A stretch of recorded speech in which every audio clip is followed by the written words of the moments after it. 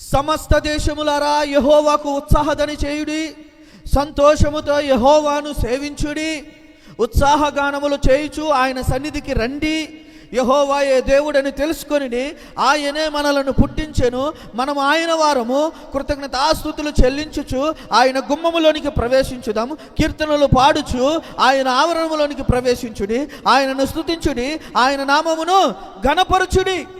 ఈ కీర్తన అంతా మనకేం చెబుతుందంటే, దేవుని సన్నిధిలోనికి వద్దాం. సమస్త దేశములారా, సమస్త ప్రజలారా, దేవుని సన్నిధికి వద్దాం, దేవుని ఆవరణములోనికి వద్దాం. దేవుని సన్నిధిలోనికి, దేవుని ఆవరణములోనికి ఎందుకు రావాలంటే, మనము ఆయన వారము, మనము ఆయన వారము, మనము ఆయన బిడ్డలము. ఆయనే మన దేవుడు. నిన్ను నన్ను మంటి నుండి మనిషిగా రూపించిన దేవుడు ఆయనే.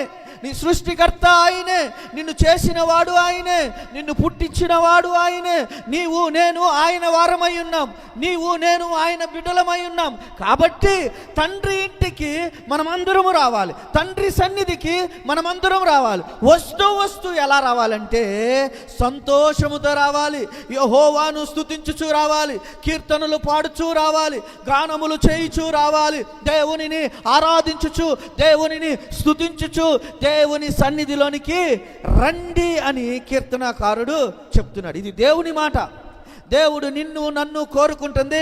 దేవదూతలు ఏ విధముగా దేవునిని ఆరాధించడానికి యేసుక్రీస్తు భూమి మీద పుట్టినప్పుడు ఆ యేసుక్రీస్తు దగ్గరకు వచ్చారో, దేవుని నిలయములో అయినా, దేవుని ఆలయం అయినా, ఆ దేవుని సన్నిధిలోనికి, ఆ దేవుని సంఘములోనికి నీవు నేను మనమందరము సంతోషముతో పాటలు పాడుచు, కీర్తనలు పాడుచు, ఆనంద గానములతో, తండ్రి నీవు నా దేవుడవు, తండ్రి నీవు నా రక్షకుడువు, నీవు నా కొరకు పుట్టి ఉన్నావు, నీవే నా